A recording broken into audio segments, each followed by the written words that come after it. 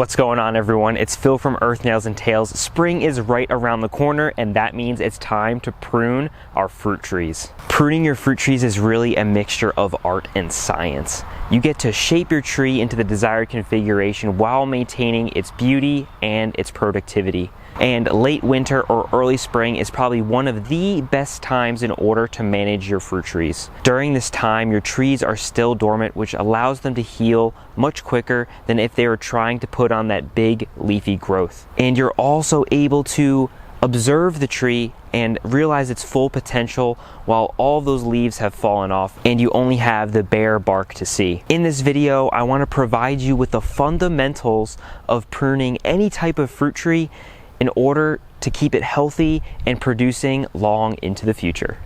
There are 3 different shapes or configurations in which most fruit trees are maintained.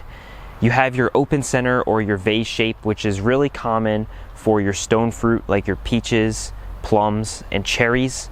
And then you have the central leader or the modified central leader, which is really common for your apples, pears, and even your citrus. For the open vase shape, you're going to really focus on pruning your tree to 3 main branches that spread away from one another in order to create that open center, which is going to allow a lot of sunlight and air to pass through, which is really going to keep down disease.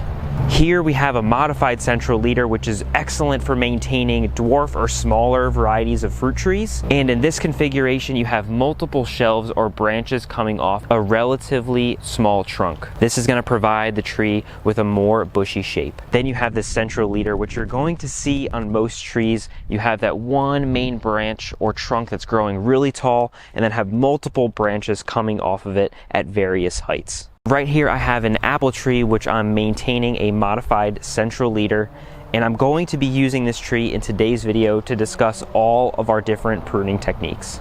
Before you get to work pruning your fruit trees, you're going to need some tools that are absolutely essential. If you have some larger trees, you're going to need to get a pair of loppers. These are great for large branches, especially if you have an older fruit tree. These are going to come in handy.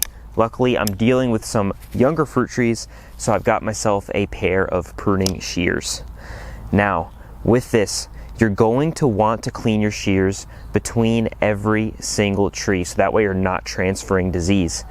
And you're also going to be pruning off some potentially diseased branches, so you may need to clean off your pruners from branch to branch on an individual tree as well. So I would always carry around some rubbing alcohol and simply just spray it on your pruners between every single tree. All right, so let's get started. When we're pruning our fruit trees, there are really 2 types of cuts that you're going to be making: a thinning cut and a heading cut. I'm going to start off with a thinning cut, and that's simply completely removing a whole branch from a scaffold or from the trunk itself. And every single one of these cuts is going to be made at the collar or the connection where the branch meets the main branch or where the main branch meets the trunk. And you've probably noticed that I've got some orange tags hanging on the trees, and I wanted to use these tags in order to identify specific branches that I'm going to cut using thinning cuts. And there are 5 different times that you're going to want to use a thinning cut. The first is dead, diseased, and dying. If you see any branches that are dead, diseased, and dying, you're going to want to completely remove them with a thinning cut. Luckily, I don't really see any of those branches on this tree, so I'm going to get to skip that step. Next, we're going to be looking for any branches that are going toward the center of the tree. That's going to significantly reduce the amount of airflow and potentially cause disease on the tree. So we want to remove all of those branches, and I've got one of those right here. Third, we're going to want to remove any branches that are crossing. Again, this is going to reduce airflow and promote disease. And we've got a few branches here that are crossing. The one I removed was facing the center and also crossing, but we've got one branch right here that's really crossing through the middle. So we're gonna get that one removed, as well as this one right here.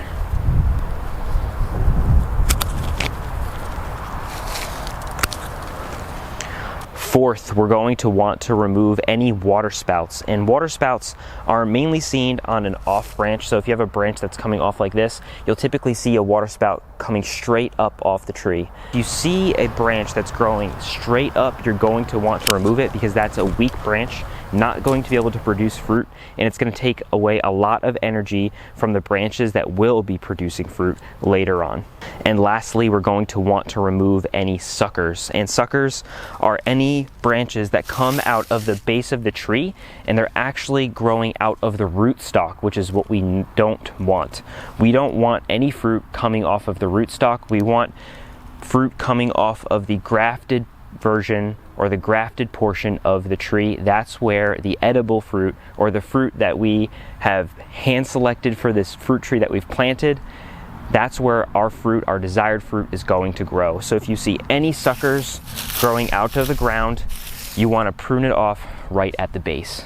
So that covers pretty much every scenario that you're going to perform a thinning cut. So what I'm going to do is perform all of my thinning cuts in order to get rid of all of the branches that I don't want.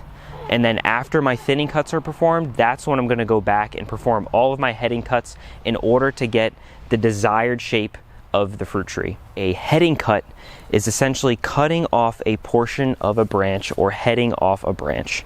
So we're really using heading cuts in order to maintain the size of the tree and the way that the tree is physically growing. With a heading cut, you're actually changing the hormonal structure of the tree at where you make the cut, and you can cause the tree to grow or branch out in different directions, which I think is actually really amazing. So for example, I've got this long branch that's sticking up here.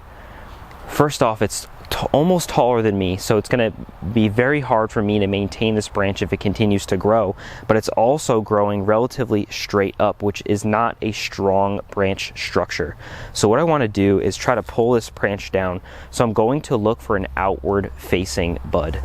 And again, this is the part where the art comes into play. You really have to visualize how you want this tree to grow. And I want this branch, I think I actually want this branch to grow out in this direction just to balance out the tree a little bit. So I'm going to look for a bud that's branching out in my desired direction.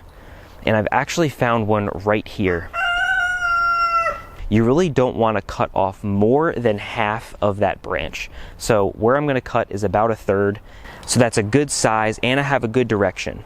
Next, you want to make sure that you're making that cut at a 45-degree angle. And the bottom of that cut here should be about the height of that bud that is now going to grow into a new branch. Here is another branch that I want to perform a heading cut on, and you've noticed that I've got my orange flag tied here for a very specific reason.